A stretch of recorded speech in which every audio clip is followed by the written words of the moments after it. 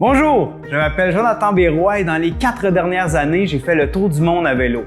39 pays, presque 40 000 km, j'en ai beaucoup passé du temps tout seul, à pédaler ou dans ma tente. Aujourd'hui, je suis de retour au pays et comme beaucoup d'entre vous, je dois travailler de la maison et continuer à ne pas voir beaucoup de monde. Dans les Comtés unis de Prescott Russell, le Centre des services à l'emploi transige à tous les jours avec une foule de personnes. Travailleurs, étudiants, formateurs, employeurs, entrepreneurs, des chercheurs d'emploi aussi. Et aujourd'hui, ces dirigeants m'ont demandé si je voulais partager mes expériences pour savoir comment transformer cette solitude que l'on vit tous présentement en opportunité. Dans cette vidéo, je vais vous parler de 4 sujets. Comment apprivoiser cette solitude, comment mieux travailler à la maison, comment continuellement créer des souvenirs et à la fin, je vais vous raconter une histoire d'un petit bonhomme qui l'a eu pas mal plus difficile que nous tous. Partie 1, apprivoiser la solitude. En ces temps de confinement, on a peut-être peur d'attraper le virus, qu'un proche l'attrape, les nouvelles à la télé rapportent sans cesse des chiffres effrayants et on peut plus voir notre famille, on peut plus voir nos amis, on peut plus voir nos collègues comme avant. C'est normal, avec tous ces changements-là en même temps, de se sentir seul. Mais ce sentiment-là n'est pas nouveau. Je pense que c'est une des questions qu'on m'a posées le plus souvent dans mes années de voyage. Tu trouves pas ça difficile d'être toujours tout seul? La réponse est oui et non. Il y a des avantages à être seul et des avantages à être accompagné. Mais on dirait qu'on passe toujours beaucoup plus de temps à planifier des événements avec d'autres. Un mariage, des vacances de groupe par exemple. Mais qu'on va passer beaucoup moins de temps à planifier nos moments seuls. Pourtant, plusieurs études démontrent qu'il y a plein de bénéfices à passer du temps solitaire. Ça augmente le bonheur et la gestion du stress et ça diminue le risque de dépression. Alors comment on fait pour apprécier ce temps en solo? La première chose, c'est d'avoir des hobbies. Et présentement, c'est la période idéale pour en essayer des nouveaux. Créer quelque chose nous apporte un sentiment de fierté et d'accomplissement. Du dessin ou de la peinture, ne serait-ce qu'en regardant dehors le printemps arriver. Ça peut être essayer de l'origami, faire des casse-têtes, cuisiner, écrire des poèmes, faire de la calligraphie, s'essayer au tricot ou même monter des albums de photos. Beaucoup de cours s'offrent gratuitement en ligne pour apprendre plein de choses. C'est possible de faire du yoga, s'entraîner à la maison. C'est aussi un bon moment pour jouer de la musique ou apprendre un nouvel instrument.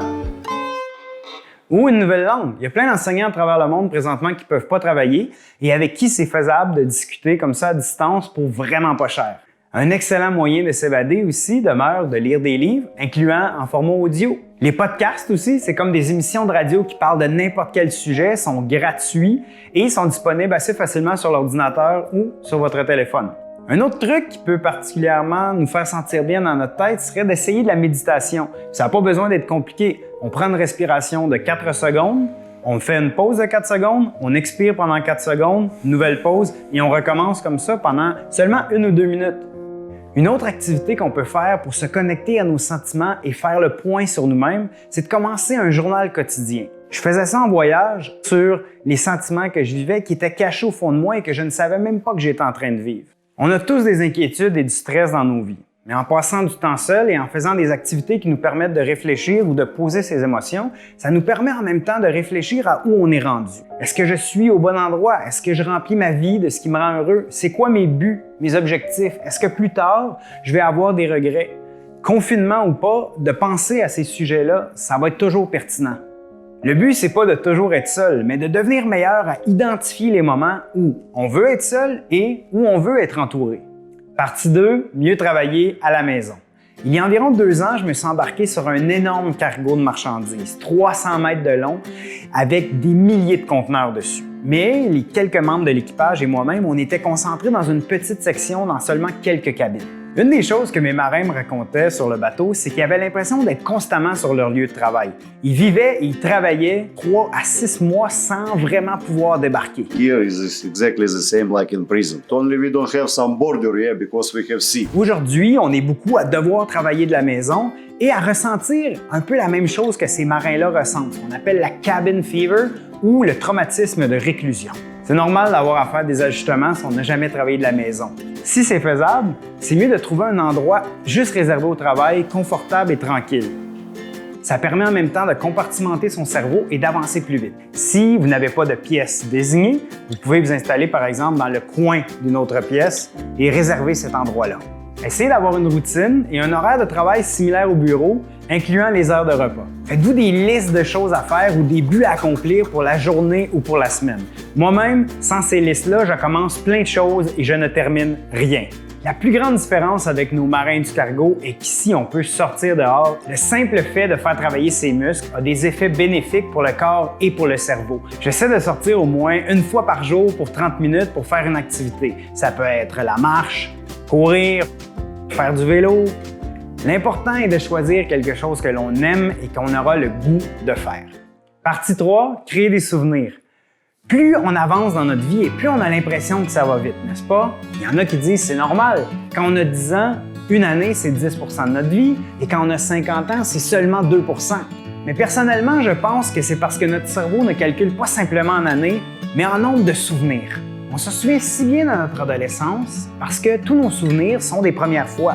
Premier emploi, premier groupe de musique préféré, premier baiser. Mais ensuite, il faut continuer de créer les premières fois. Ironiquement, j'ai compris qu'on n'était pas obligé d'aller à l'autre bout du monde pour se créer des souvenirs, juste d'essayer des choses différentes.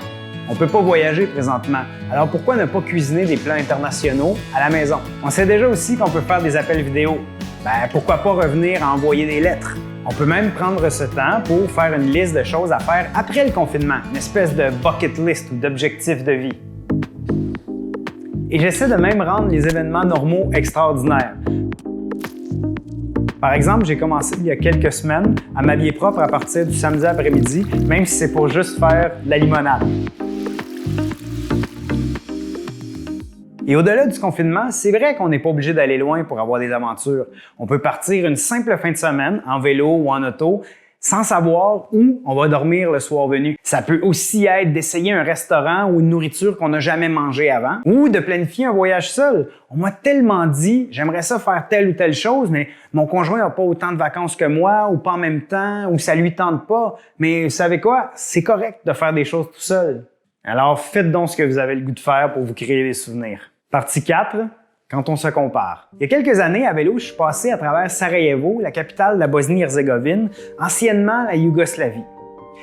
Dans les années 80, il y a eu des Jeux olympiques. C'était une ville magnifique, tout le monde a pu le voir à la télévision, cosmopolite, de plein de religions, de langues différentes, entourée par des magnifiques montagnes où même les pistes de bobsleigh descendaient au cœur de la ville. Quelques années plus tard, il y a eu une guerre civile qui a déchiré la Yougoslavie et Sarajevo s'est fait assiéger pendant 4 ans. Des tireurs d'élite se sont cachés dans les montagnes, dans même les pistes de bobsleigh. Ils se sont mis à tirer sur les bâtiments et sur n'importe qui pouvait marcher au cœur de la ville. J'ai rencontré un homme dans la ville, Neno, qui m'a dit avoir 8 à 12 ans pendant cette longue guerre-là. Et que tout le monde, à l'époque, avait dû descendre des appartements ou des maisons et habiter dans les sous-sols. Parce que n'importe quelle lumière qui pouvait être vue, les gens auraient pu les tirer. 4 ans à vivre avec d'autres familles comme ça, tout mélangé sur des matelas dans une même pièce. Et il ne pouvait pas sortir. Évidemment, sa mère trouvait qu'il n'y avait pas une très très belle enfance. Et une journée, elle brave les tireurs d'élite, elle brave les balles, elle sort dans les petites allées de la ville et elle réussit à trouver en période de guerre une barre de chocolat qu'elle échange contre ses boucles d'oreilles en or. Elle revient et là, Neno me raconte que c'est la première fois de sa vie à ce moment-là qu'il goûte à du chocolat. Il dit « je mets un morceau dans ma bouche pour la première fois et le monde s'est arrêté. Il n'y avait plus de guerre, il y avait des feux d'artifice dans ma tête et je comprenais pas comment quelque chose pouvait être aussi bon que ça. » Ses amis se sont approchés autour dans la même pièce, ils vivent tous ensemble. Ils lui demandent « qu'est-ce qui se passe? » Il dit « je ne suis pas capable de vous l'expliquer, mais je peux vous en partager. » Là, il brise un morceau comme ça dans une espèce de communion au cacao, il en donne un à tout le monde. Et des années plus tard, il me raconte ça encore avec des frissons, comme quoi c'était un moment tellement incroyable. Je pense beaucoup à cette histoire-là récemment, en ces temps de confinement où on nous dit de rester à la maison. Je pense que c'est correct, que c'est normal d'être inquiet présentement et de trouver ça difficile. Mais j'essaie souvent de penser à Neno et de relativiser la situation, à quel point finalement on est quand même chanceux. En terminant, on est présentement dans une situation extraordinaire. Ça pourrait être mieux, mais ça pourrait être pire. Essayons de créer quelque chose, de l'art comme des souvenirs. Prenons ce temps d'incertitude-là comme une occasion et essayons de transformer le « ça va bien aller » en « ça va bien ».